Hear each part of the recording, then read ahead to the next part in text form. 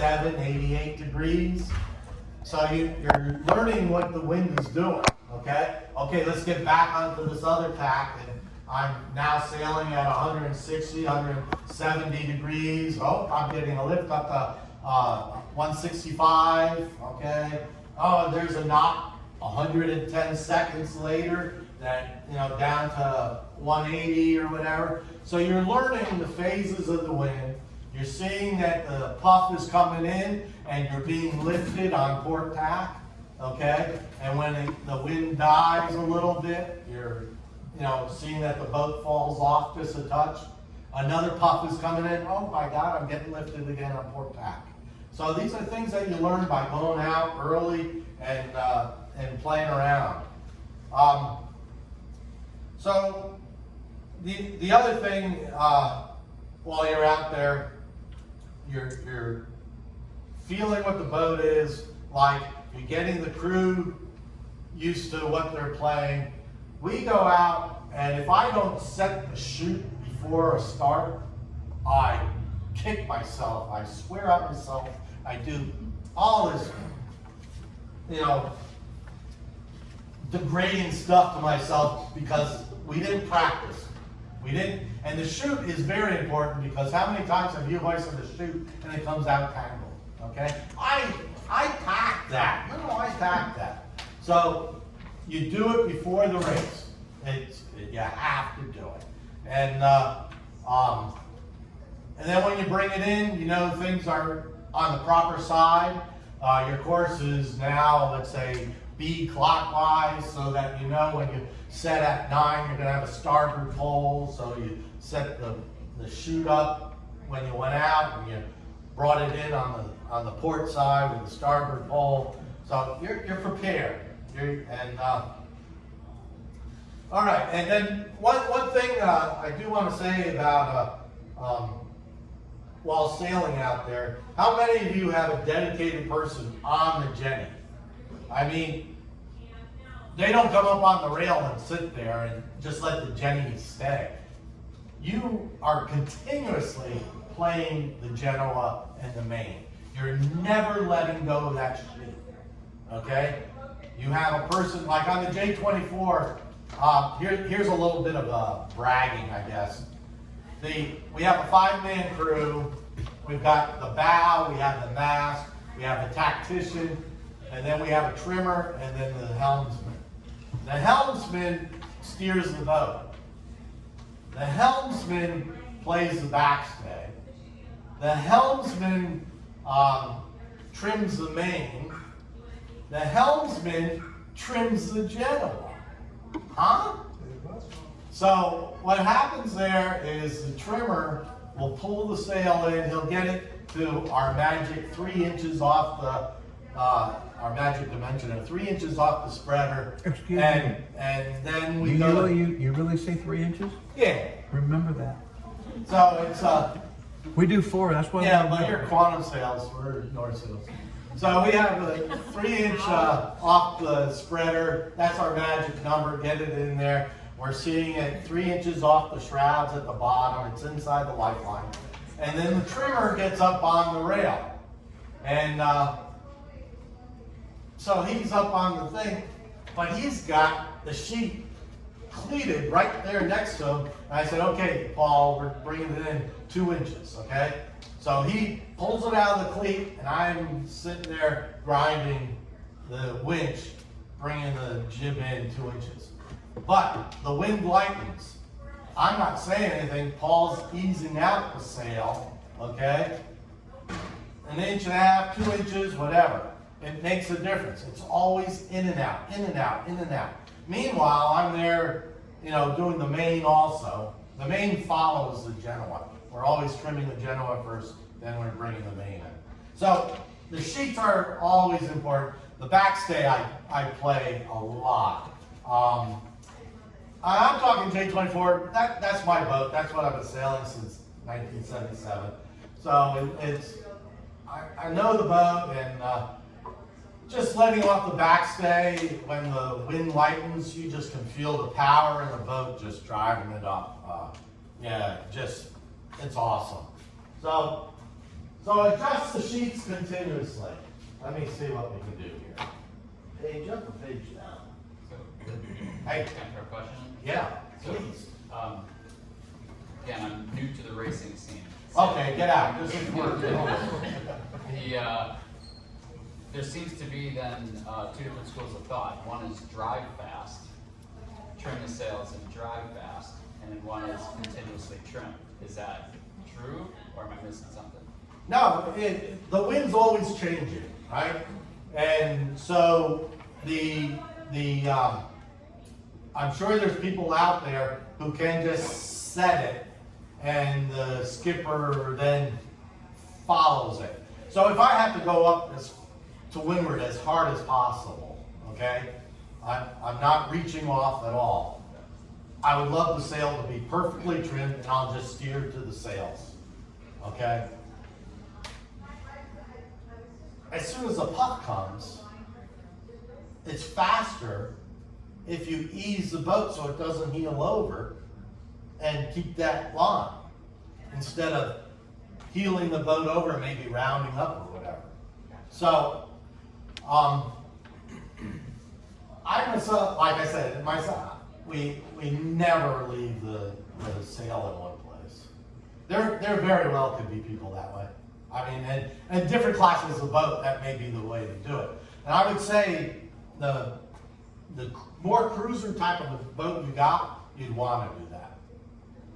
Because a big heavy boat, you're going to want to fall off in the lighter and feather up in the heavier and not do all that hard work to get the sail in and out on a heavy boat. And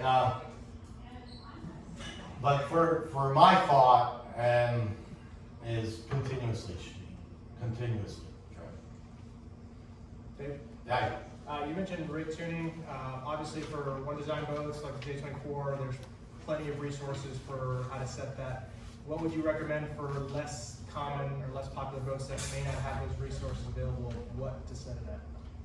So the rig, number one, needs to be in the center of the boat.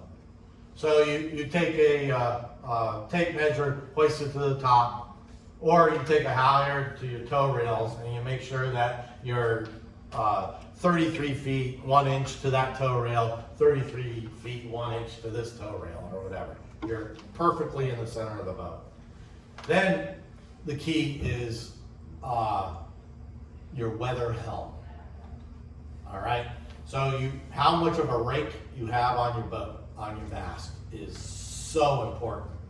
And so usually a boat will want 6 to 8 inches. Well, depending on the size of the boat, you'll want a rake because the center of effort of your sails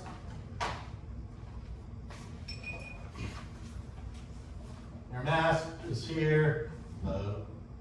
This is your mainsail. This is your jib here. And if you take the center of your jib and center of your main, somewhere in here is your center of effort of your sail. Your boat. My original boat had a full keel. So center of lateral resistance of the boat is somewhere here.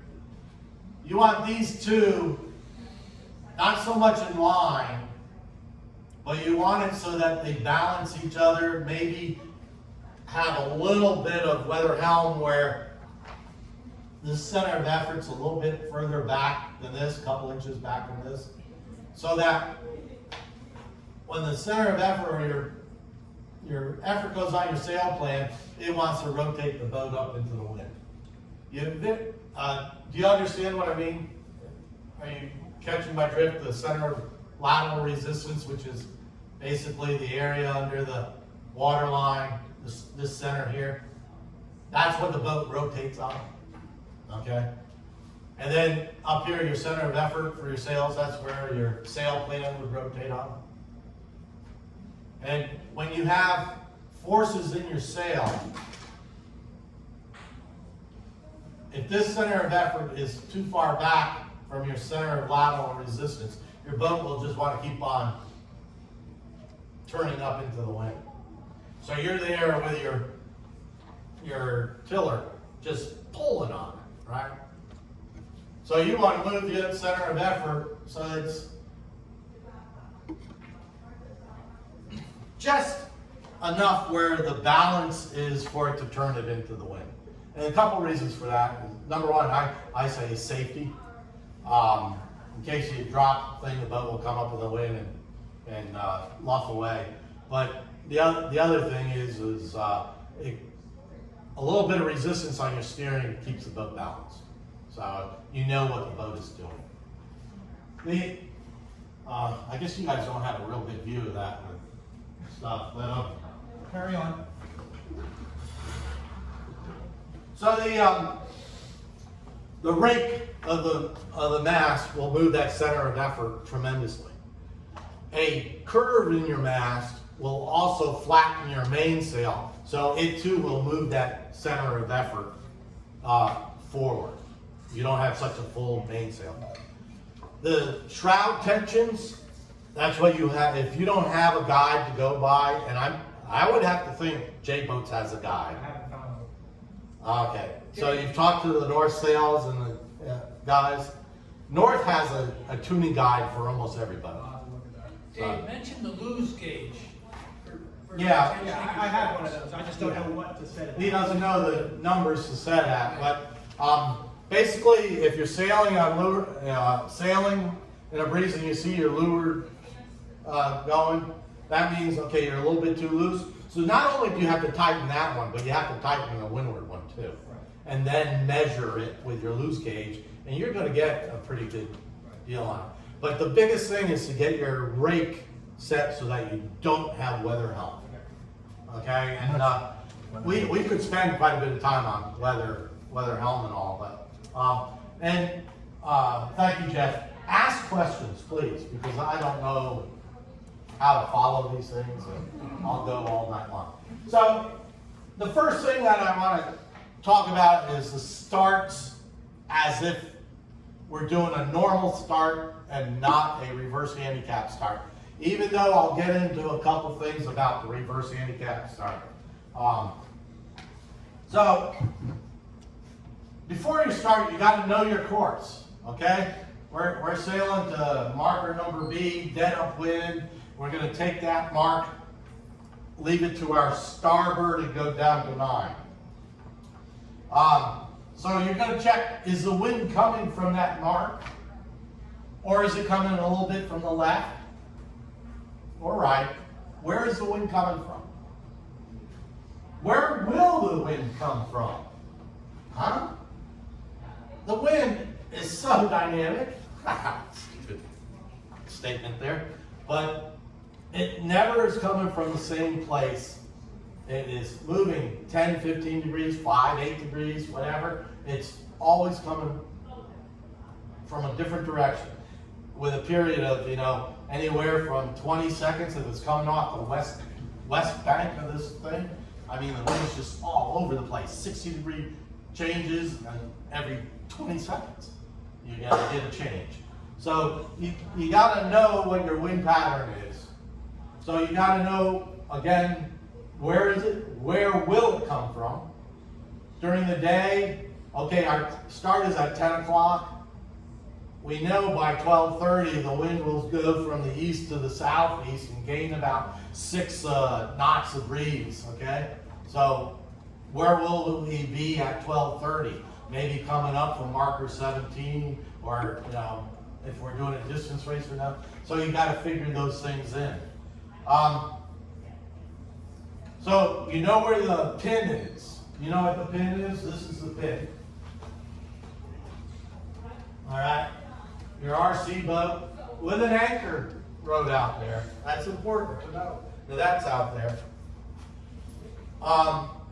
Is there any current? Well, we're in Melbourne. We don't have to worry about current, right? Right? No, man. If it's blowing out of the south for 4 days real hard, you got a current going south after that. I mean, you're out of that channel. Take a look at number 7 after a day of hard southerly breezes. You got a current just flowing out. We got tons of rain coming right down the golf course, through the Crane Creek, right out this, so all that water is starting to flow towards the inlet. So there's a current out there. So think about it. I don't look at it often, but I know if there's a change in the weather pattern, I make sure I know what the current's doing. Know your competition. Know who's going to be around you at the start, or who you don't want to be around you at the start. We had a start, what was it, on Friday? What night was it that Kowalski was? With the full moon, right? I don't know. But we were starting down at the port end of the line, and Greg saw me, so he came in on starboard to keep me from doing a port tack on the fleet. And so you kind of, also one of the big races that we were in, we knew that a fellow from St. Pete who was going to win the regatta wanted his friend to get second or third, so he sat on us so that we couldn't get second. And we knew it before we even started that this guy was just going to sit on us, and so we were trying to stay out of his way or away from him, but it didn't work too well. Where's the wind? Is the wind still coming from where we thought? So this is like the third time I said the wind.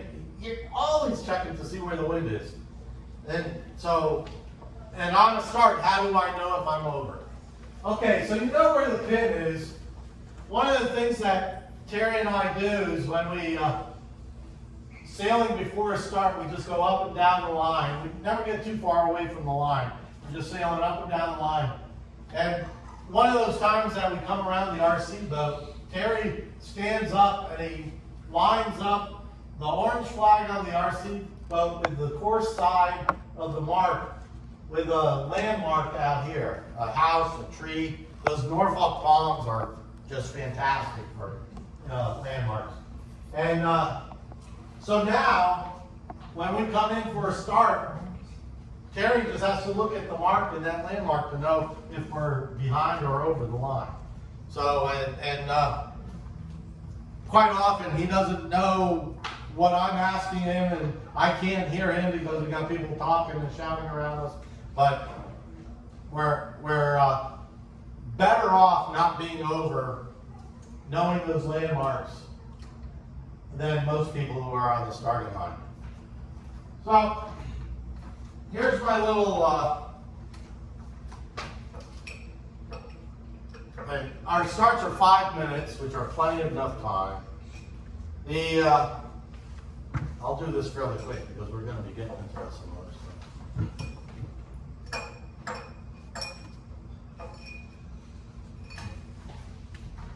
Here's the RC boat. Here's our pin mark. Here's our weather mark. Here's the wind. We got a little bit of current that's trying to push us over the line. So you don't want to be too early. Can you guys see, or things like? I can move this up. That's no big deal. So here's a scenario. Let's say this is about 10 seconds before the start, okay? This is a port tack boat. He's on port tack. He's going for this clear end of the line. This is a starboard tack boat running down the line so that he can stop this port tack boat from doing a port tack start. Oh, that's what happened the other night. I had to go around this guy like that. This is a starboard tack boat coming in from the line, about 10 seconds. And here's another starboard tack boat coming in. Oh, there's an opening there. Oh, this is what's called barging. And that's a no-no. The rules tell you that you're not allowed to. Well, first of all, the leeward boat has right of way, correct? Over the windward boat. So he's telling him not to go in there. So he's got to tell him when he's way out here.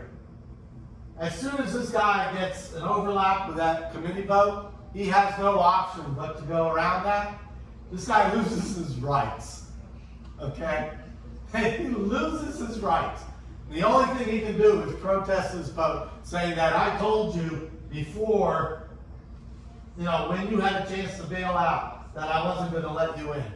But as soon as he loses his chance to bail out, he has right away. And that's a stupid rule. That is a stupid rule. So he's got to protest him out. And of course, he's going to have the committee backing them. They'll be witnesses. You got a question? Yes, sir. At what point is there an overlap? The overlap of a boat. You have two boats sailing starboard tack. Okay? There is no overlap in this case. The bow is behind the stern of the boat, of the front boat.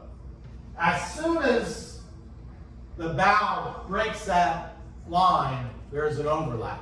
Okay. Now, in this case, okay, there's an overlap, and this guy can, he can take them up as much as he wants and stuff. If he comes from behind and he gets an overlap there, he can take them up before the start as much as he wants. Okay? But after the start, he can't take them past head to wind. So, again, non-simple rules. Things change rule-wise with as soon as you get it close to a mark, as soon as a gun goes off, as soon as somebody breaks an overlap, the rules change. Yes, honey? I think your first example was showing us that there was an overlap with the committee boat. So, okay, we've got two boats coming in. They want to cross this line. Hey, it works. Where's your hole?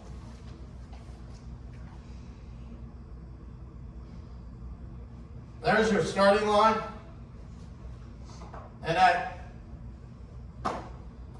0, you want to be on the line behind the course side of the mark. And these guys are coming in like so. That's barging. There is an overlap here, right? This boat's overlapped with that boat. And he can take him up so that he doesn't come in here, okay? But like I said, as soon as that guy sticks his nose in there, which is all wrong, he now has rights because you don't want him hitting the race committee boat. So this boat has to avoid collision, so he's got to give him room. And for him to win, he's got to protest. Yeah, Dave. I don't believe your scenario is entirely correct. Okay. Because when that boat comes in and he barges, Yeah. the overlap's not important until the gun goes up. And as long as the overlap with the committee boat is more important. It's really more important because I got thrown out at district championship. I know this rule really, really well. And you can head him up and you yell 10 seconds, 30 seconds, you're not getting room. And you don't have to give him any room no matter what until the gun goes off. Then you have to give him room if he has no escape. That means he has no way to get out of there except hitting the committee boat. Before he gets to the committee boat, if he can bail out, you are right. The second the gun's off, you have to give him room to keep clear because he has no way to get out except hitting the committee boat. And the overlap on you is not important until the second the gun goes off or he can't get out. And it's our burden as the leeward boat to make sure he never makes it in that slot. So And a round boat or a square boat makes a big difference. that right there is It's an totally overlap before the gun, and blue boat can take yellow out. anywhere, right? Now, so he can come up at any time before the gun, after the gun. But if blue boat's on his exact 45 aiming on the starting line, and this yellow boat is trying to get in there, He's trying to stick in and there. he's overlapped, the time you have to give him room is when he can't bail out. Yeah, that's what I'm saying. As soon as he's there, he As soon cannot as bail out. yes, his overlap on the committee boat matters because he's going to hit it, and you have to give him room when the Right. gun goes off. He should have bailed out earlier. And when the gun goes off, he's come from behind for it. You can't go any further than close call. Wait, if he came from behind, you can take him. You can do anything you want as long as you give him room to keep clear of the committee boat. So, yeah, that's called barging. Don't do it, but everybody does it. Because it gets on the best spot on the starting line for free. To get out of jail free card. So the other thing that we have is the run races. We have 3 J24s out there, plus Kevin. We all rate the same. So it's a real and we have to start within 2 boat lengths of the mark. And so our run races can be as competitive, if not more competitive, because we're stuck within 2 boat lengths. Here you get, it's supposed to be for every boat length, the number of boats you do a boat length. Yeah, you're trying to fit 4 boats there. So, you know, our run races can be as competitive. So, I have a question before you move on. yes, sir. Would you set up that barging scenario again? Yeah. Like so? Yeah. Now, would you put the red boat just to the, Oh, that's right down here. That's good, yeah. good thought. Is Kit. who's barging who now?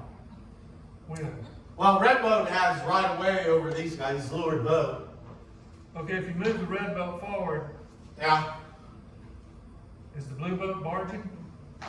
And he has room, right? Yeah. I mean, Okay. if red boat can come up head to wind, force him up head to wind, but he can't go head to wind if it's going to cause this guy to hit in there, so red boat has to fall off. So yes, red boat has right of way, but red boat can't. Say that one more time, please. So, and this is what's wrong with our rules. Though there's so few rules, they're not simple. There's a scenario, I'm going to go off here for a little bit. What did they say? There's 12 rules that you need to know or whatever. There's an appeals book that's that thick. That thick, because some guy was a lawyer on one of the boats that got protested, and he says, no, if it was this way, that way. And so there's an appeals, and they said, okay, in this situation, you can't do this. We were at the 2014 World Championships, and there's a thing called the black flag. And that is, there's been so many general recalls that the committee puts up a black flag at 4 minutes, and if you're across the line at 1 minute and less, you're out. You're disqualified. Tell me what a general recall is first. General recall is if there's so many people over the line that basically the committee can't see or call all those people back. So in a J24, like Pat Lambert did a pretty good job. I don't think we had about maybe 1 or 2 general recalls. In 1978, I sailed the first North American Championships up in Newport, and we sailed the whole day without getting a race off because there were so many general recalls. It's like general recall, general recall, general recall. And back then you didn't have your U flag, your black flag, your Z flag, and all these things have been added to keep people under control. So a black flag, if you're over early within 1 minute, you're disqualified from that race. And if there's a general recall that race, you cannot participate in the following start. So you're out. We're at the Worlds, and the former world champion and 3 other people got black flags. And they went and raced the next, and there was a general recall, and so they had to start again. And those guys went and raced anyway. And they spent 6 hours in the protest room with lawyers so that they could sail or count that race that they sailed in. It is a crock. So there's appeals. You got to know the 700 and some odd appeals. I hate these rules. I really do. I know how to get out of some of them, but sometimes I get into it. It's all right, so what was it talking about here? This is the lure boat at the start. This is a boat that's basically stuck. Okay, he has rights on this boat, doesn't have rights on that boat until you get in a situation where this boat has to have rights to keep clear.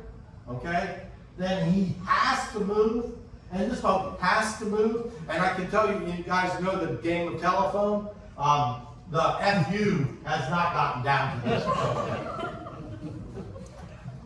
So there's an art to starting. There's a lot of people who spent their lifetimes training for the start, and you could have a pile in the lasers. I'm trying to think, one of the midwinters I did way back in the 70s. There must have been 40 boats at the pin end. 40 boats down here, lasers. And the line is super long, and to see Ed Baird, who was the world champion at the time, he was in the back at, say, 30 seconds. And damn, I'm sitting way back there because I don't know squat. Watching this guy, and he gets off the line first. And I'm like, I was dumbfounded to see how a guy could move his boat within a crowd like that. And I'm sure there was a foul or two, but nobody does anything, and just be the first one off the line. That original photo that we had up here,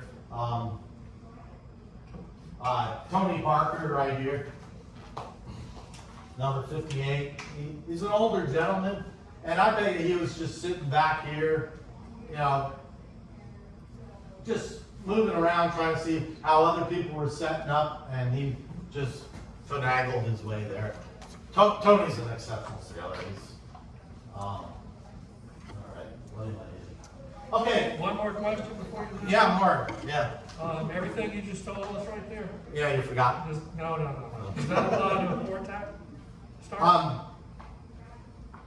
Port tack start is hairy.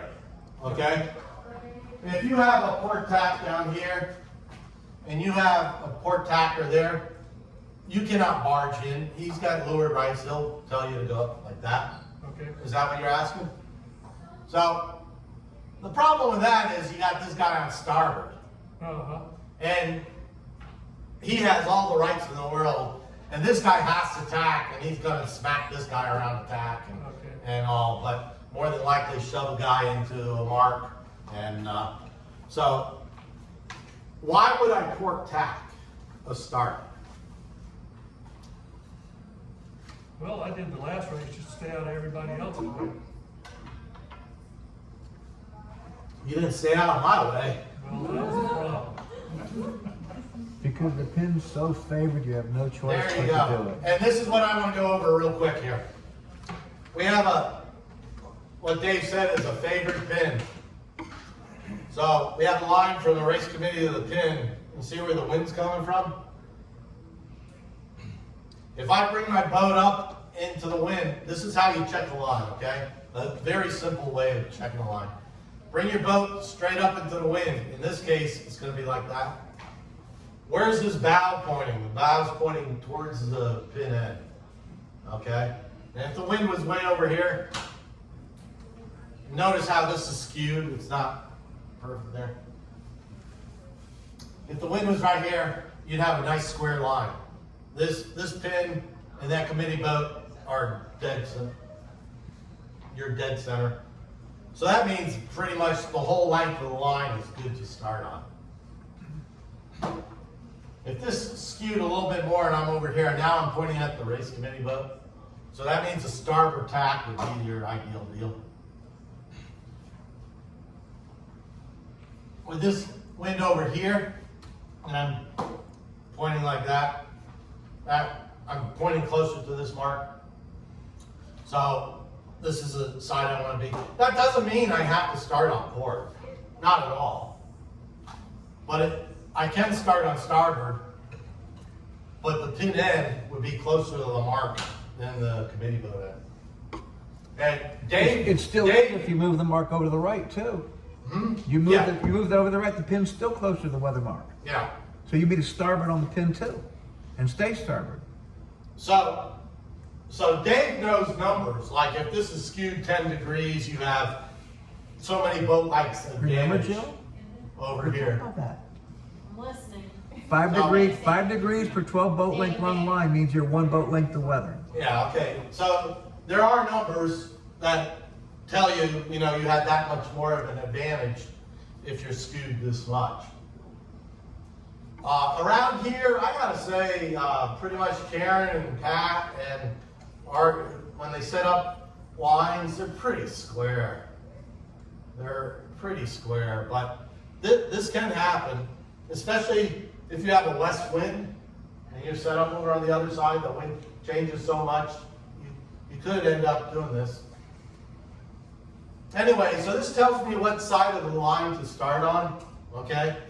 So in this case, I want to be on the port side, and when there's fewer boats sailing, you can take a risk of doing a port tack start. Well, you all know that, you know, port tack has to give way to the start tack, right? So that's where the risk is. But if you only have 3, 4 boats, 5 boats, most of the time they're going to be starting down at the committee boat, unless there's somebody who wants to stay out of the way of everybody. Then it starts down here and it gets in the way. Then this port tack, if there's that much of an advantage, he could be up here. Dave said 5 degrees on 12 boat length is a boat length. 12 length start line, 5 degrees, the boat length advantage. So, I mean, so you want to know where the wind is coming from and what side of the line to start on. And remember, while you're starting, you have a guy up on the bow who's looking at this tree or this house or this boathouse that's on that line to make sure that you're behind the line.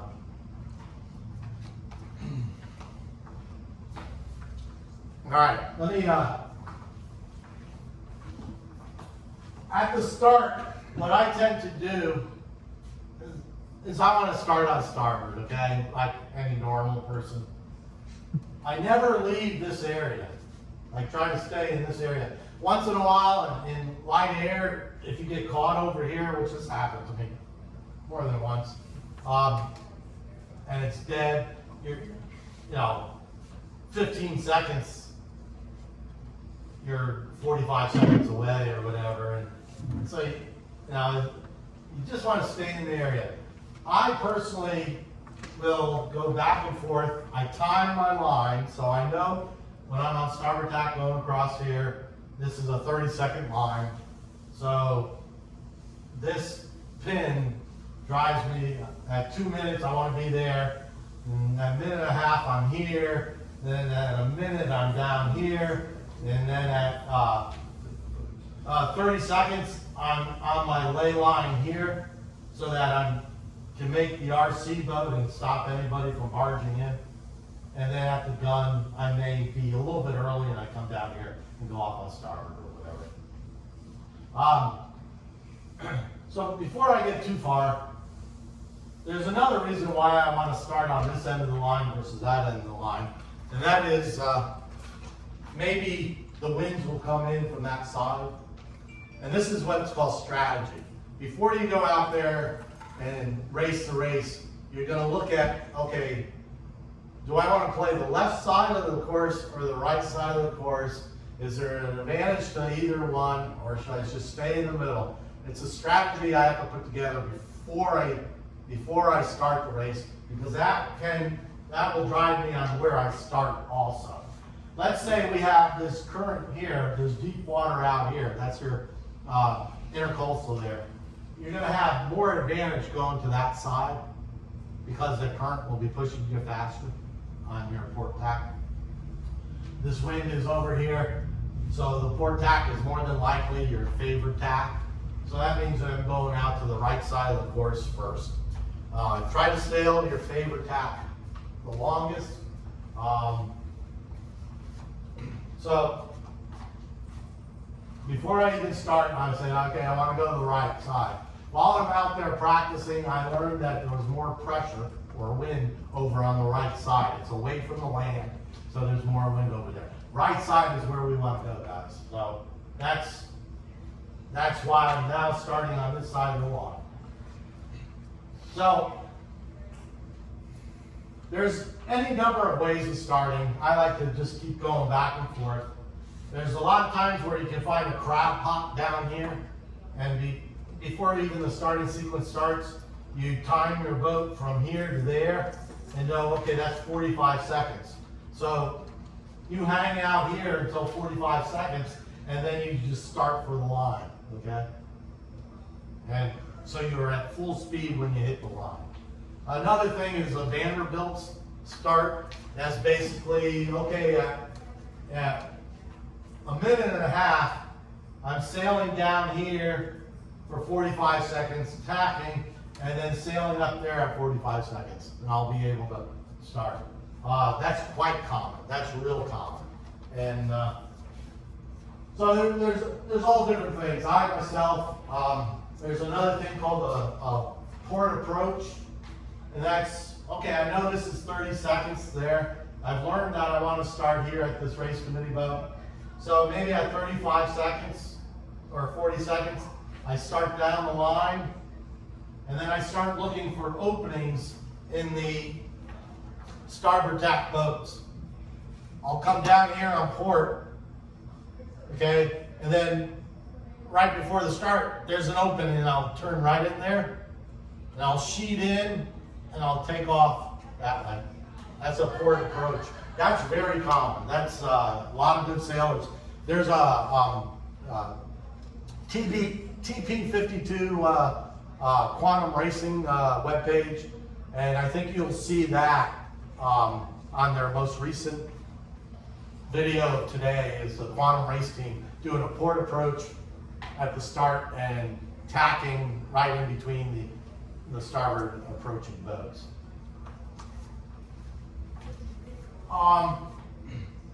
Yeah, so the best thing I can say about starting is, I could spend an hour on this stuff, but is be on the line with full speed when the gun goes off.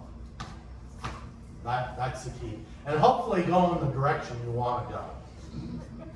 The other night, you know, again, we were going off on, we wanted to go on port tack, and it was much this scenario. The wind was a little bit further over. The port tack was the favorite tack. And then Greg Walsky comes down and forces me over.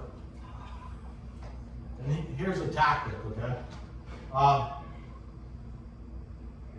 He forces me over, so now he's got me trapped. I can do nothing but sail out here. We have pretty equal speeds. My boat's a little bit bigger boat, a little bit faster going upwind. Downwind and reaches, his boat's lighter and probably faster than mine. But going upwind off the starting line, we're pretty equal speeds. And so he took me way out of here. But what he didn't do was take me beyond the ley line, the port ley line. He tacked level of the port ley line. So that allowed me to tack up here on the ley line, or actually on his hip. And so that now leaves me in a controlling, though he's a lured boat, when we get to the mark, we're going around this way, he can't tack because I'm a controlling boat. If he tried tacking, he'd slam into me, not give me the time to get out of the way. So now I could take him way out here, tack, reach in, and then he tacks, and he loses a boat length or two. So, you know, by him trapping me out here, that's not the scenario that happened, but that happens a lot of times. The scenario that really happened was when we tacked onto the starboard, he tacked low of the mark. I tacked where we could lay the mark, and my boat, with clear air, can point higher and got a little bit more speed on him going upwind. So it just separated.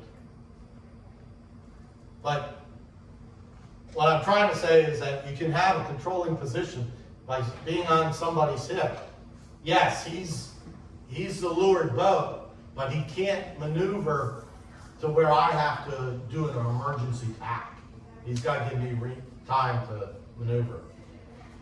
One of the big things that we have in the rum races is port or starboard tack roundings. These are dangerous, okay? So let's say we're starting at the can and we're sailing the east wind out to A. And how many times have you been coming in? Wait, this doesn't work. Yeah, this works there. Okay, so this boat is laying the mark, okay? He's coming up to the mark and he's going to round it. Go off to 9. But we got a starboard tack boat coming in like that. So let's say we're that scenario. Who has right of way, that blue boat or this is a green boat? Who has right of way, the green or? Starboard tack.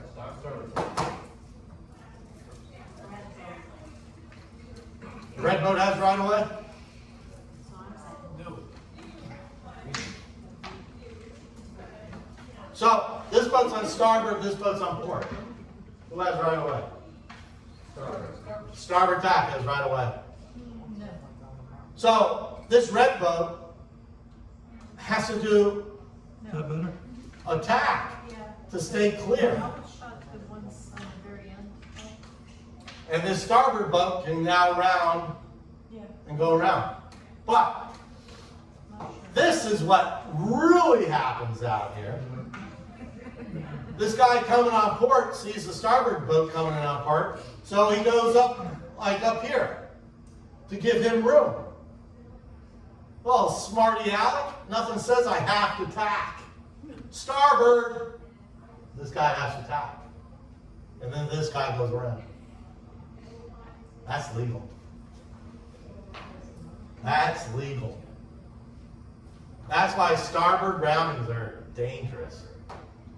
Because this guy, any number of times, thinks just by giving that much room for him to get in there is okay. When if you have someone like Dave Noble or whatever coming on starboard saying, watch these guys. He can do that. So, and what's a big problem though, is red boat may be a cruiser class boat, and green boat could be a racing class boat that's catching up. And there is no reason for this person to do that because they're in 2 different classes. But you gotta be aware. So, I've seen that more out here in the last 30 years than I care to wish. And it's mostly this person not knowing, number one, the competition, or number 2, that it's got to stay clear of that green boat no matter what the green boat does. Yeah. So now that you've highlighted it, you're likely to see it more. Wouldn't it also make a difference as to who gets the free boat lengths first to the mark? The windward mark, there is no such thing as a 3 boat length zone. Ooh, yeah. Yeah. A lot of, that's rule 18B, and that's for jogging marks and leeward marks, not your windward marks. Okay. It's, but a lot of people think that. Matter of fact, I think, no, it wasn't. Jackson made a comment, I think we were coming into a leeward mark. Yeah. He was asking about, we have to give him room. Yeah, we were on port and the others were on starboard, but we were overlapped before the 3 boat length at a leeward mark, not a windward mark. So it was supposed to be a windward mark, but when the wind changed where you could bring a spinnaker into it, it turned into a leeward mark. Let's see. So we all know this one.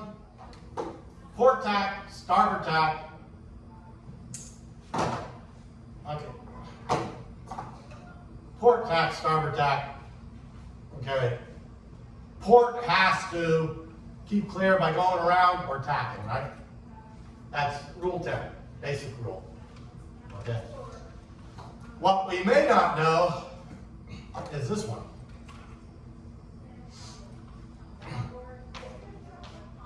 Starboard tack's coming across, and this boat may have to tack. So let's say we have this right here. This boat, there's no way of him getting out of there, so he calls obstruction. Okay? And as soon as he calls that to this boat, obstruction, I'm tacking, this boat has to tack.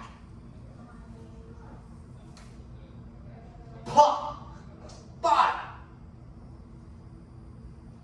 maybe it's this boat that needs to go behind that boat. He can call obstruction to this boat, who then has to go behind it. It is very seldom do you see this, but it does happen. One of the big things in sailboat racing, usually one design racing, you have a port tack boat and a starboard tack boat, and you'll hear the port tack boat go, cross or tack. Well, what he's asking is for me on the starboard tack boat to let him go cross. Otherwise, he's going to tack underneath me, okay? And give me bad air over here, making me have to tack out here. I hate this. I hate it with a passion. I tell my crew, don't say anything. We're not going to respond to them. And they're going to wait till the last minute. They're going to be more worried about me, okay, and screw something up than me sailing my starboard course. Because they're not going to hit me. They know I'm there. They're not going to hit me. But they get all upset. Why didn't you tell us that we could cross you or whatever? Well, I don't want to tell you that we can cross it. So they get all huffy and stuff. But I'm on starboard. Leave me alone. I'm sailing on starboard. Here's another one. You got two boats sailing. This happened with me and Greg the other night too. Oh, we had a great race. We were within a boat length or two pretty much the whole race. I was leeward boat, port tack. He was windward boat, port tack. We all know where Floyd's Reef is? Well, I thought it was Rob's Reef. No, well, it could be named. Who here doesn't know where Floyd's Reef is or Rob's Reef is? Is that west of 9? No.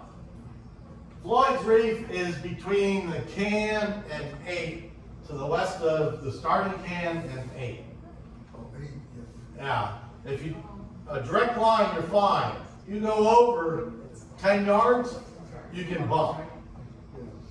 So I kind of know where it's at.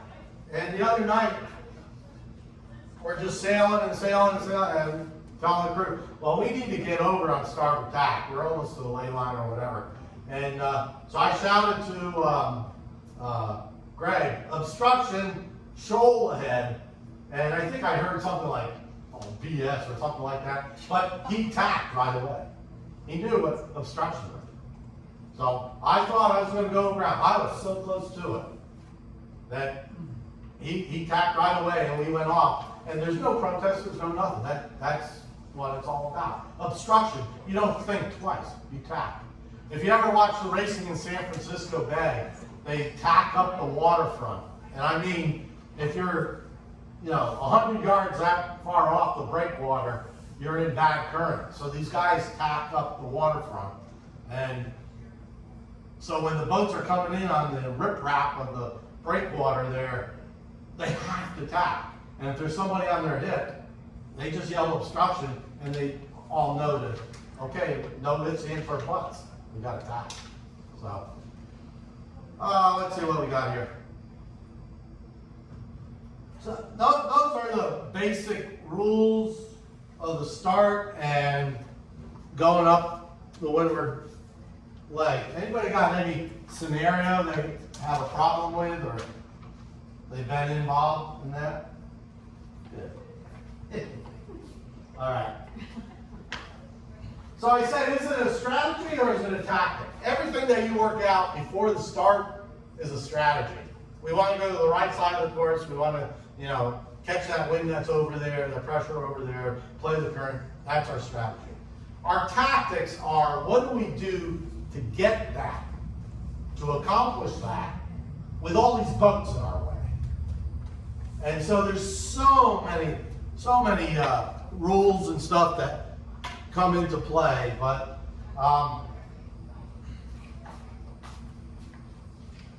real quick. Any one side of the course favored over the other. I went over this, maybe rough water, maybe there's north winds that you want to play. Left side over there on a southeast breeze tends to be favored over the right side because of the Ed Adams effect. Basically the wind bends and comes more easterly right off the shore. Is the wind expected to back or veer during the day? That will, all things to make you decide where you want to go on the course. That's a big thing out of the ocean, Okay, it's coming out of the east right now, northeast.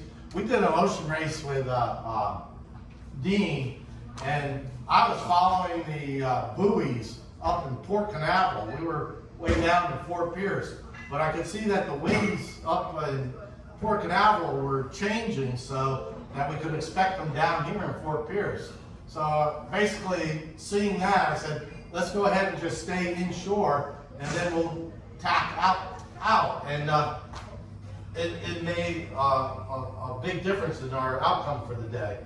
The tide, we got to think about boat traffic. Stay out of the channel here just because on a Saturday, boat traffic, you'll just have so much chop that you'll kill yourself.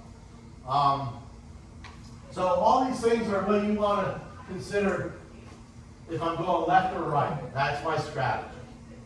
So during the race, all things considered, the wind will build and go right, and the deep water channel will have faster current going towards the mark. So that's what we're going to go to. We're not the only ones who's going to do that. So our tactics are, number one, get off the line, the starting line, with clear air, okay? We don't want to get stuck underneath this guy because he'll take us to the left side. We want to go to the right side.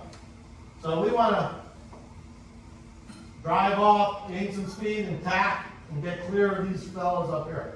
One of the problems we have with PHRF racing is that you're racing against different sized boats. You don't know if this guy's faster than you, could point higher than you, or whatever. By me getting stuck under Mike, that'd just be a bad thing because I wouldn't have a way out for a long time.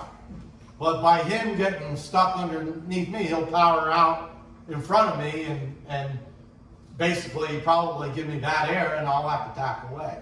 So you got to look at who your competition is and know not to get stuck under a boat that's faster and that can point better than you. So I want to get over to the right side as fast as possible. So the idea would be to be right at the right end of the line and then tack over as soon as possible. Now, going over that way, I have my competitions. Like I said, we could have a guy up on my hip here. So there's things that you have to consider with that. By me feathering up and then falling off feathering up, I can probably outpoint this fellow and start giving him bad air. That's my boat handling. That's not so much tactics. The tactics, though, could be knowing a puff is coming. And I got Angela Lambert on my rail calling a puff in 5, 4, 3, 2, 1. What? Okay, now we get hit with a puff. What do? I pull in my backstay, I tweak my main a bit, that jib comes in maybe a ½ inch, then I come up. Get that puff, we work up, and then the puff goes away. Okay, the backstay comes off a touch, the traveler or the main sheet may go out a bit, and the what was the other thing? The jib went out back to where it was. So that's all part of the game. Boat handling, that's tactics where you calling the wind and you're working the wind. You're not letting the boat heel over. So and I need to know a lull as well as the puff. Okay? Okay, you're running into a hole. So what do? Okay, the hole, I'm gonna ease everything just a touch. My backstay comes off, I get all that power in that main, and the boat speeds. Okay? You're playing your wind shifts. But the biggie is this wind is moving 10, 15 degrees. And if I'm the one who's tacking on headers, I'm gaining on everybody else back here. They're just sailing a course. They're going to this side of the course and then tacking over to this side of the course. I've never understood that. Because this wind changes consistently. And when I get that lift, okay, I just earned a half boat length on me. Oh, I got a header. I'm losing that half boat length. Oh, I'm staying in it. I'm losing a boat length. Let's get back over to where I gained that half and that full again. And maybe some speed too, because the lift may have a puff in it. A question on that. Yes. So, as a neophyte who's watching Telltale's way too hard, I'm not concentrating on what's off to see the header. How are you identifying the header? Do you just feel it through the helm, or what are you? How does that come to you? Well, Do you see it off the bow? How are you? I'm a J24 sailor. I'm special. Now, the skipper of a J24 can't see anything. He sees 4 backs of people over here. So they're the ones calling the breeze. They're the ones telling me that this guy over here is got speed on us, or we're slow to him. And this guy behind us is pointing higher than us, or whatever. As a J24 sailor, I can't see anything. Your trimmer, who is trimming your Jenny, okay, should be able to see that the breeze is coming in, read the water. Now, that's a special thing. It takes a lot of time to read the water.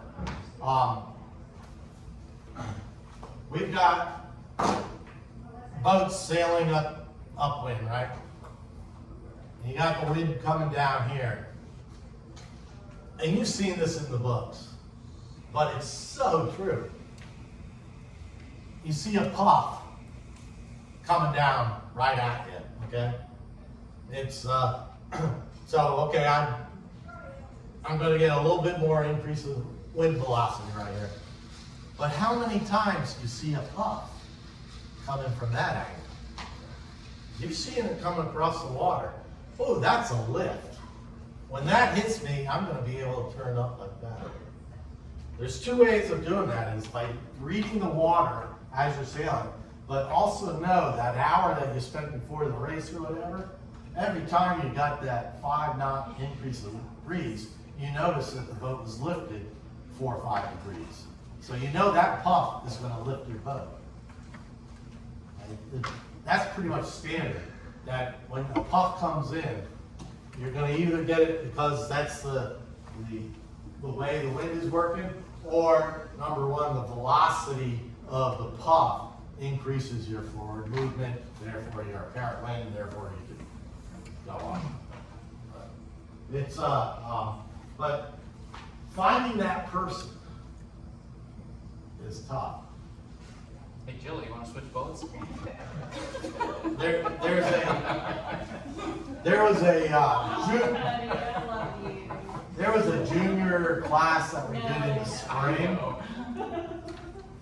and so we had all these kids on board, and one boy, maybe it was a race, I don't know, but this young man, he must have been like 9 years old. His brother was in the class, and he had to come along. Mom and Dad were there, and we were racing on a J30 or something, and this boy was just bored stiff. He didn't care about sailing, but very analytical kid. And I said, "Can you read the wind?" He goes, "What?" And I said, "Look out there and tell me where you think you see more wind than less wind." 9-year-old. And he says, "Well, it looks like there's more wind over there." "And how was it?" "Well, it's a different shade." And I said, "Very good, very good. Can you tell me what direction it's coming?" And let's get right off the bat. I said, "Well, it's coming more on an angle like this." By the end of that race, this 9-year-old kid was so into sailing because he could read the sails or the wind, and nobody else on the boat could. So it was like, all right, he's got a passion. I just ruined his life. So he. So anyway, I rely on my foredeck, and yes, I can see some wind out on there, and I gotta. That's what I do when I'm racing down south on boats, is I call the breezes. So I've got that, and it sticks with me while I'm sailing. But yeah, Terry and Angela, they'll be calling it and Paul, who's my trimmer, he's got some bad knees, so he doesn't get out looking forward, he looks back. And I'm always asking questions about what's behind us anyway. Because PHRF, reverse handicap, you got faster boats coming towards you. So I want to know that Peter Fischel in his J24 is pointing higher than me or flipping off with speed or something like that. The J30s are now pretty competitive, and then Mike is now up in our area sailing, and worry about him sometimes.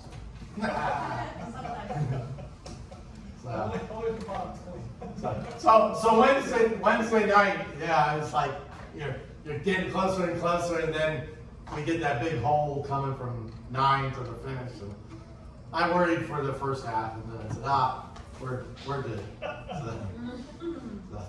All right. So after the race, what you do is you come up to the bar, and you brag about how you beat this guy or whatever. So tactics. Stay in the clear air. Position your boat so that you have clear air. Always looking forward. Always looking forward. What's coming up to me? What's coming up to me? Sail your favored tack.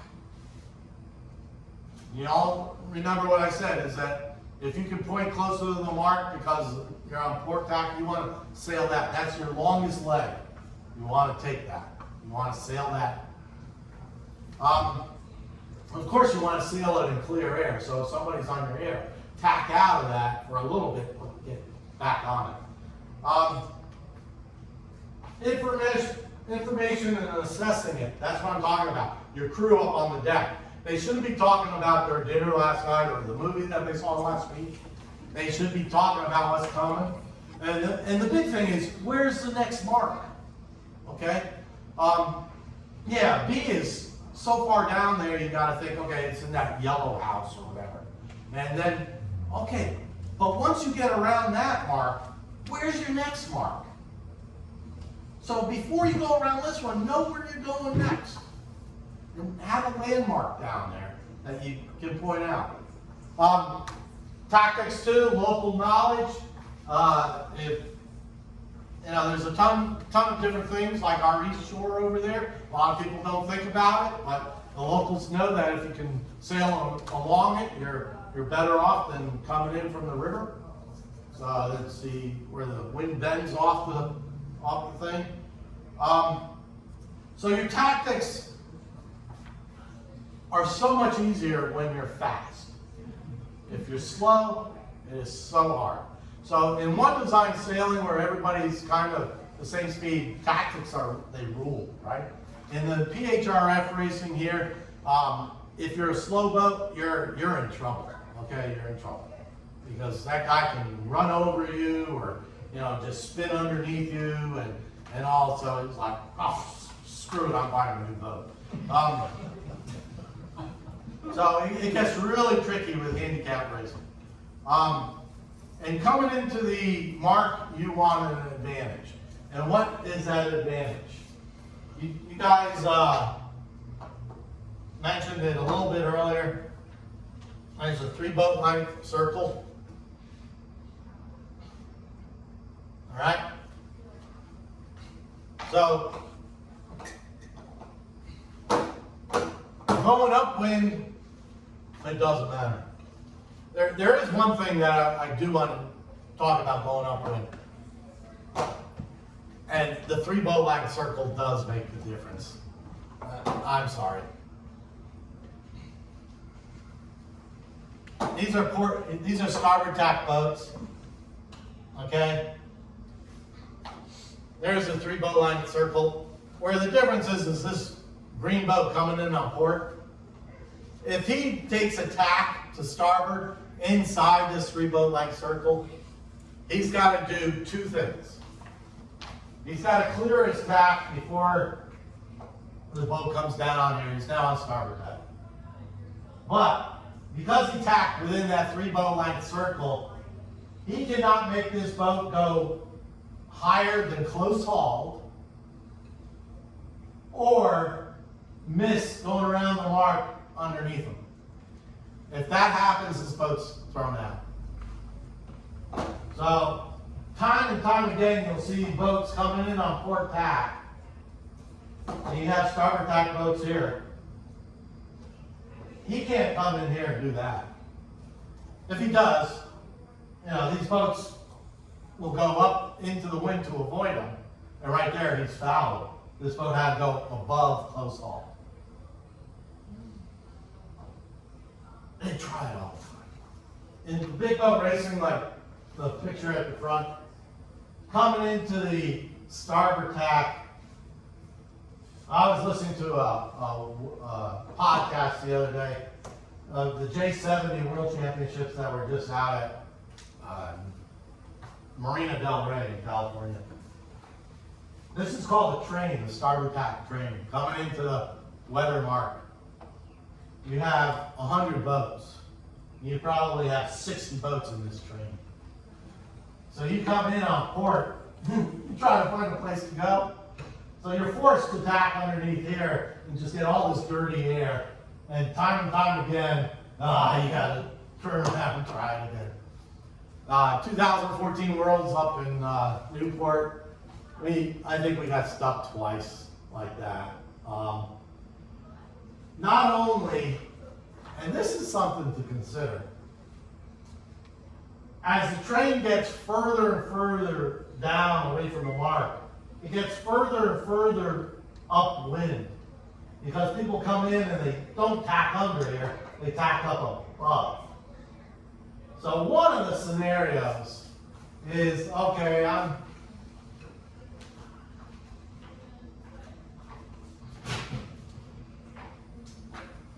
here's Dave. I'm down here. That line is way out there, but as the line gets out, it gets higher and higher and higher. So eventually, as these boats round, they're not rounding from a close haul, they're rounding from a close reach. So now you come up port tack, right on that mark, and you tack within the 3 boat length. These guys will steer away from you, but they don't have to steer up past close haul. They only have to steer up a little bit, and you squeeze by. I've seen that happen. And actually somebody talked about that the other day, so your 3 boat length does make a difference going upwind, but not in the case that Sonny was talking about overlaps. 3 boat length going downwind. Once a boat hits the 3 boat length circle, and it's such a subjective circle, right? Can you, in a J24, can you tell me what 75 feet is or 72 feet? Now you got a 33-foot boat with a J24, if you go by his 33-foot boat, okay, that's 99 feet. Can you tell me what 99 feet is? And I kind of, because of the J's, I kind of can stack them in there, be pretty close. But I know a lot of people, we're 200 feet away from the mark and they're calling for room or overlap. And I'm saying, well, we're not there yet. So, and maybe I can break it. But, so if he hits that 3 boat length and there's an overlap here with this, this boat's overlap, he's got to give him room to go around the mark. If he's at 3 boat length and there's no overlap, he doesn't have to give him room even if he gets the room later. And this is where the rules screw up again. Because if there was any question, if there was an overlap, you give the guy room. So let's say it was that close, you know? There was no overlap. But actually he thought there was an overlap. Well, you give him room. The rules say that. It's like, if there's any doubt, you give them room. So it's, and what you do, what you're supposed to do is you're supposed to protest. But I can tell you that you can't tell the difference between 90 feet and 110 feet for that 3 boat length circle, and it just, it's what he says and what the other says.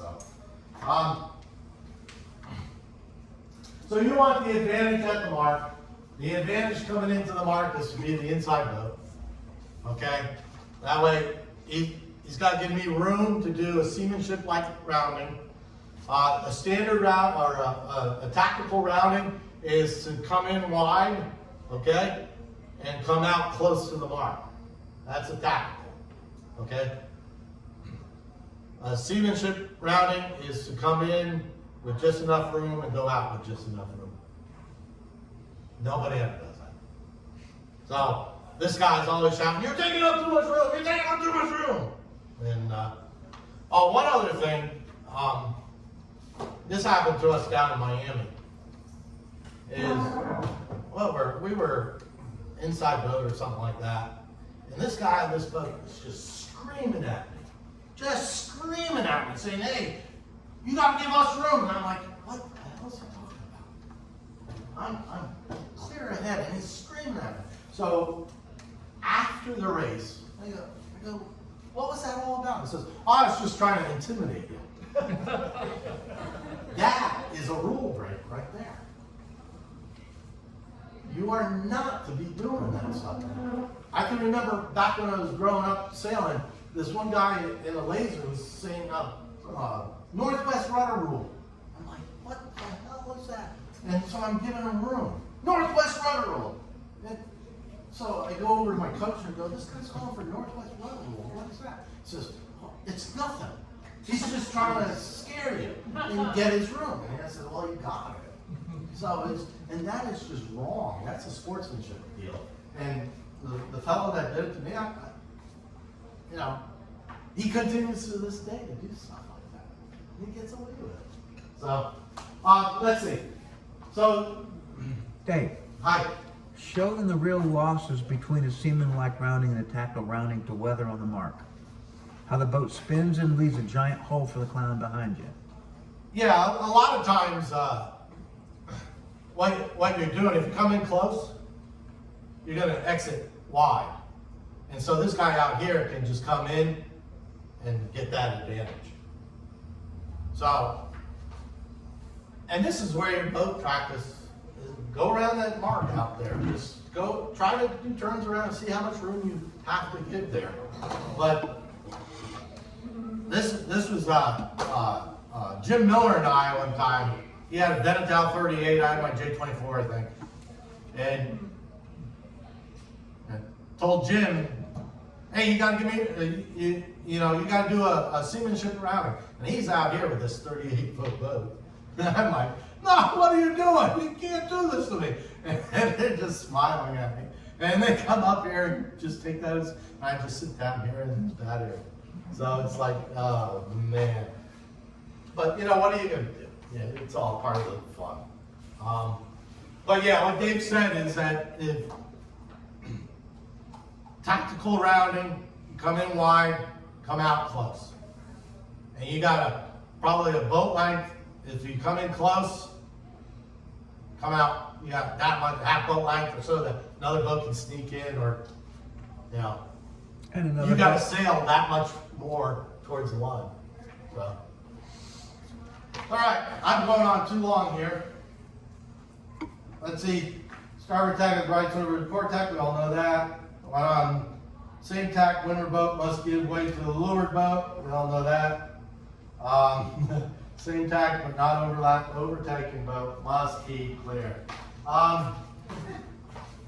No, overtaking boat doesn't have to keep clear. There is a stupid rule that says that this overtaking boat has to sail once he's overtaking, okay? He's overtaking, he's got to overlap. He's got to sail proper course. And time again, this guy's coming down here to get my overlap. He gets his overlap. And he says, well, my proper course is 165 degrees to the wind. And so he's forcing me up away from the mark. That's his proper course. That's his proper course. It's all subjective. Dick Tillman did that to me and pissed me off. Just says, come on up, Dave, come on up. You're not sailing. I'm on my proper course. And I go, you didn't sail that course to get there, so how are you on proper course? And he says, I sail at 165 to the wind. I said, well, if that's the case, get your spinnaker off my backstay. So it's, but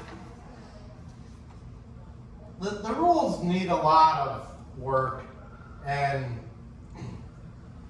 it all works out, but there's just too many loopholes and too many appeals. So, let's keep going. It all can change when you get to the 3 boat line circle. Yeah.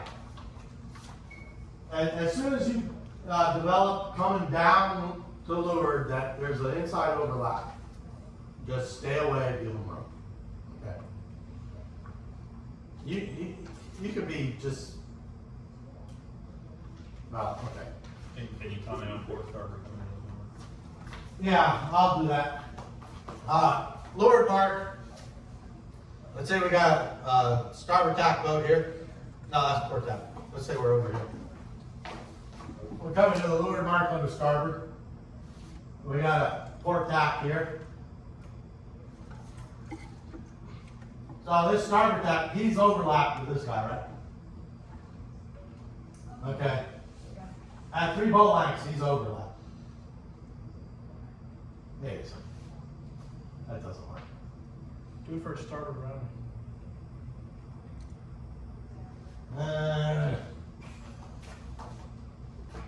I'm trying to think because did this happen the other day? That's what it was coming. That was the other night. We're coming in on this way, yeah.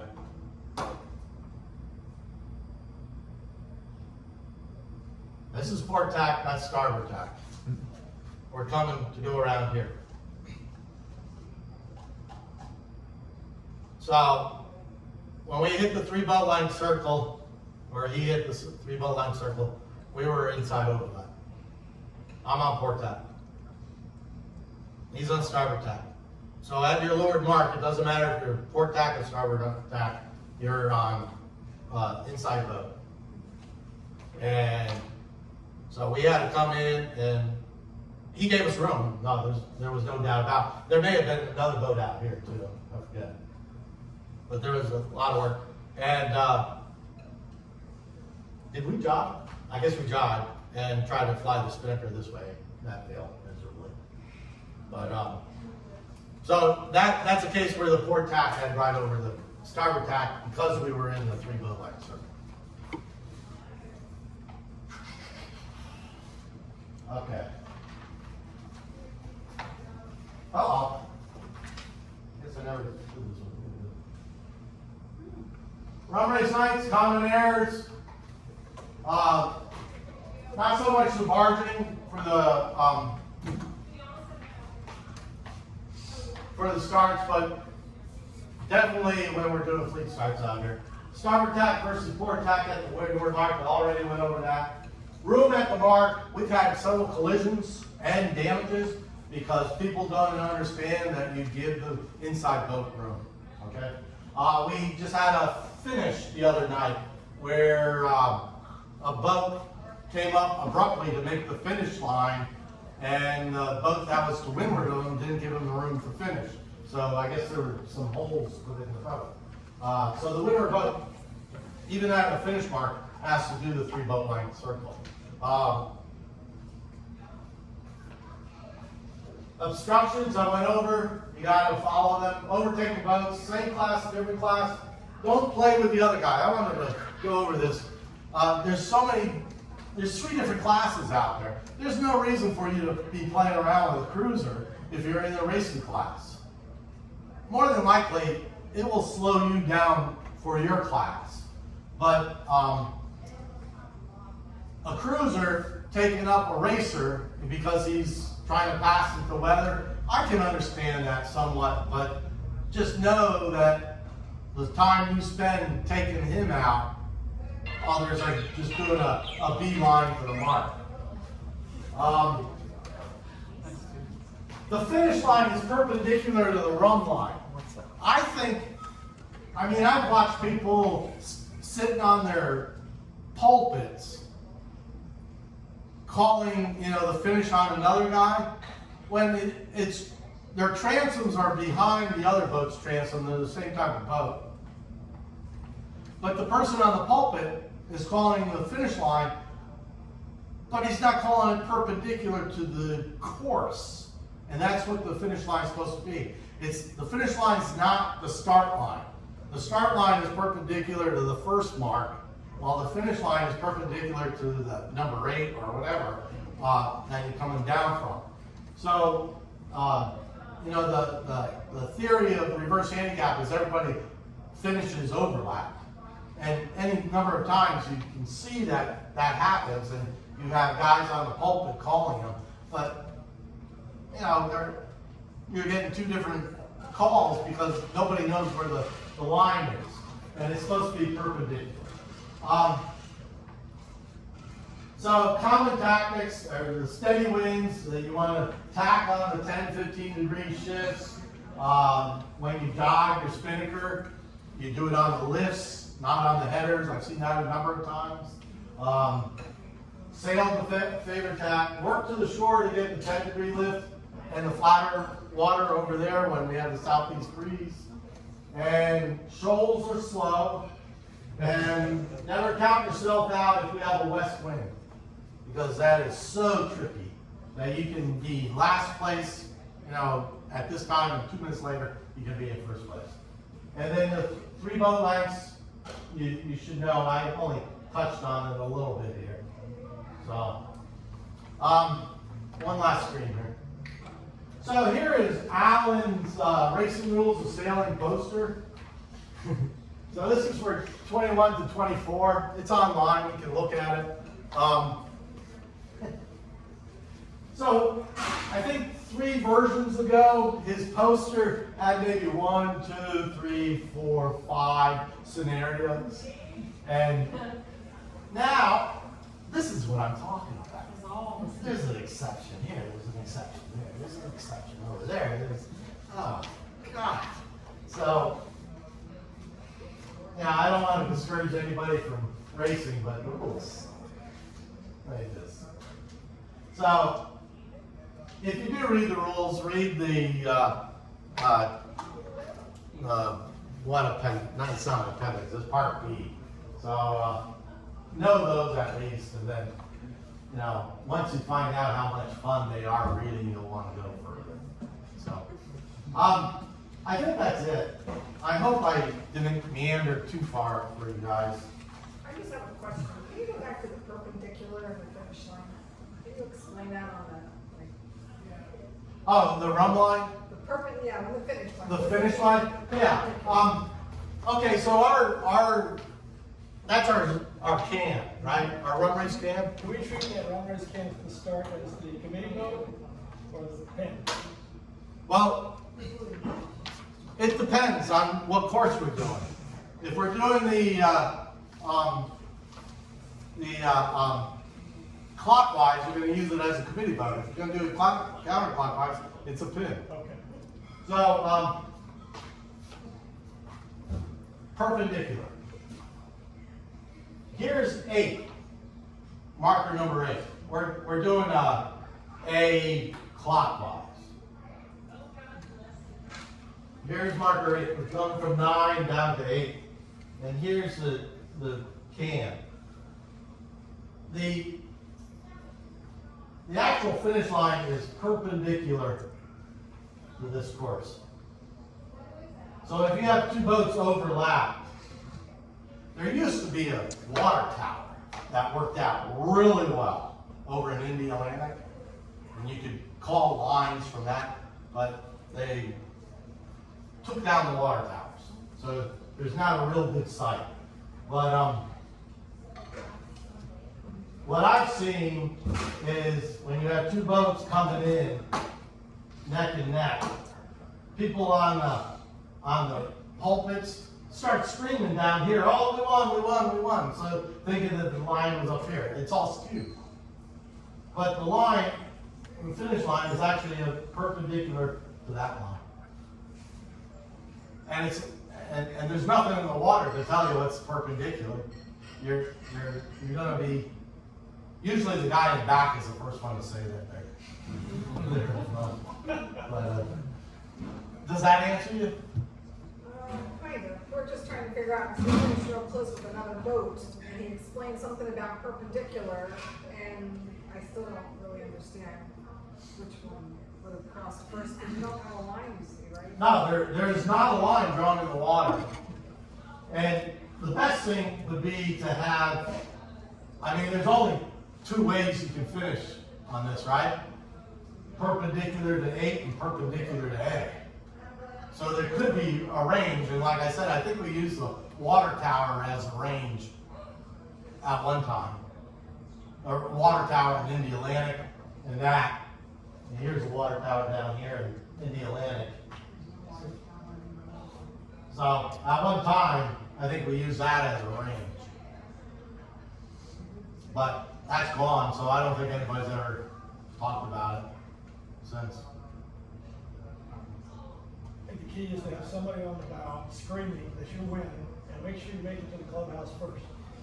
Yeah, well, the J30s have it easy. Yeah, Northwest Road. Yeah, there you go. The J30s have it easy because if they're fighting it out, the guy in the back, the skipper, can see if his transom is in front of the other guy's transom. But they have I mean, a if you- longer haul. Hmm? They have a longer haul. They have a 3-foot longer hull. Yes, And the so, lower transom was in front of theirs, and it was closed. right, so if you're the skipper, you're sitting 3 feet from the transom. If you can see his pintle, then, you know, you're behind, whatever.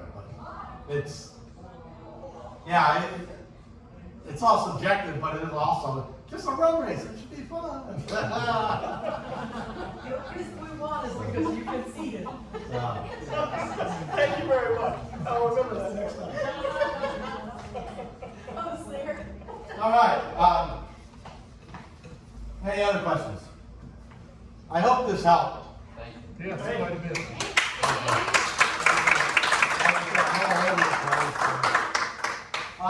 Two things that I would like to say that I didn't say.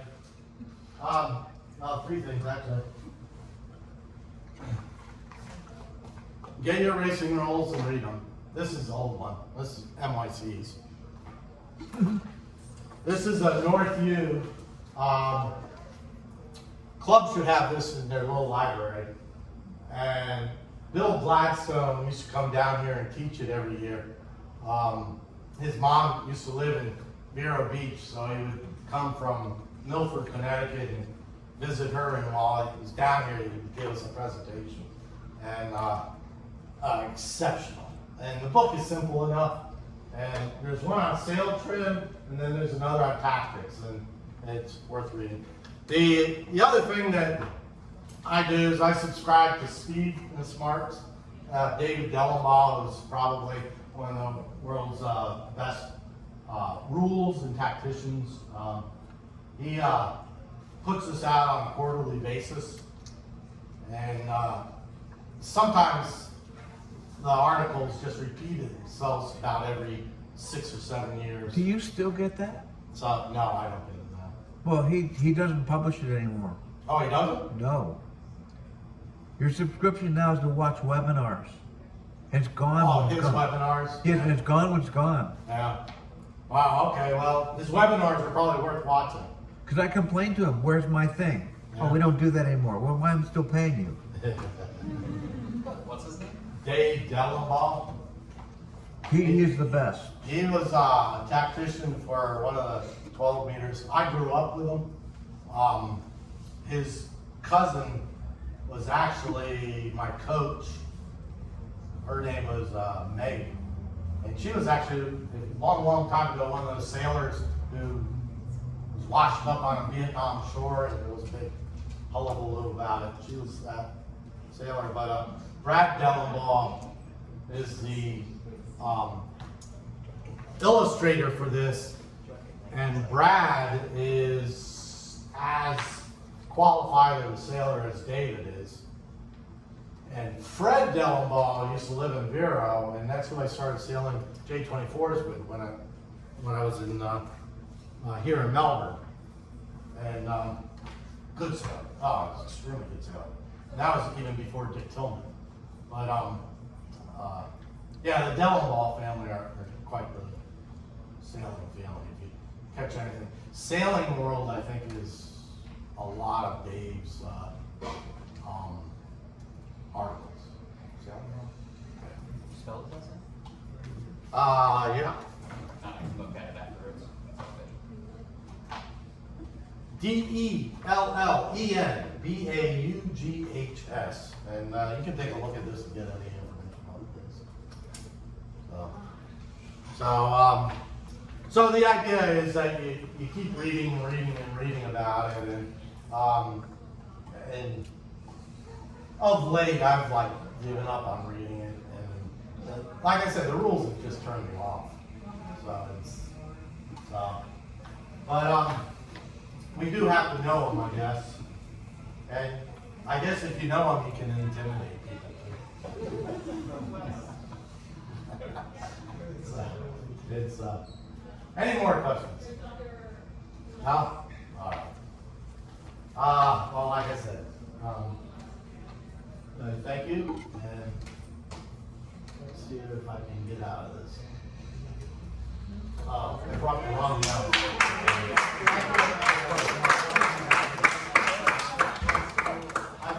I've got a video here that I tend to show at these parties.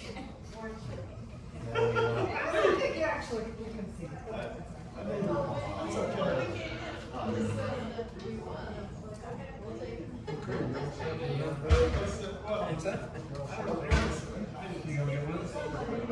We'll see. Okay.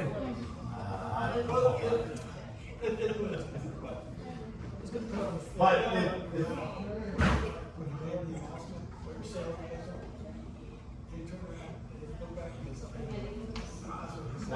if anybody wants to talk about Afghanistan, that's the Queen's Palace. That's where I was based for a couple years. I'm trying to find a video.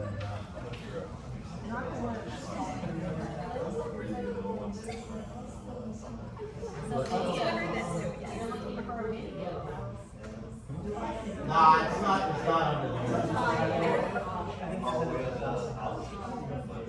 Yeah, it's gotta be press. Yeah. Oh, wrong one. How do you know which horse is starboard?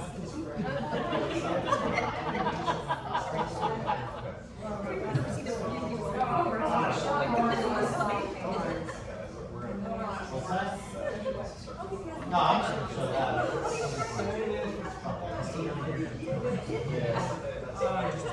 Ah, 2014. Where is that? Ah, yeah. What was that? That was September. Who knows? Anyway, thank you. And, thank you. You're welcome.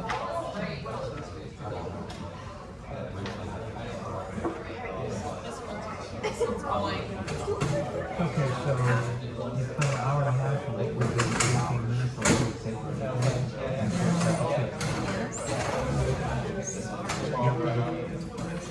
Making any difference in the hour? There were I don't understand. But he, you know, there's a lot of wording to do. Just for life, No, doing it. take the photo and have to go up with that same can off while driving.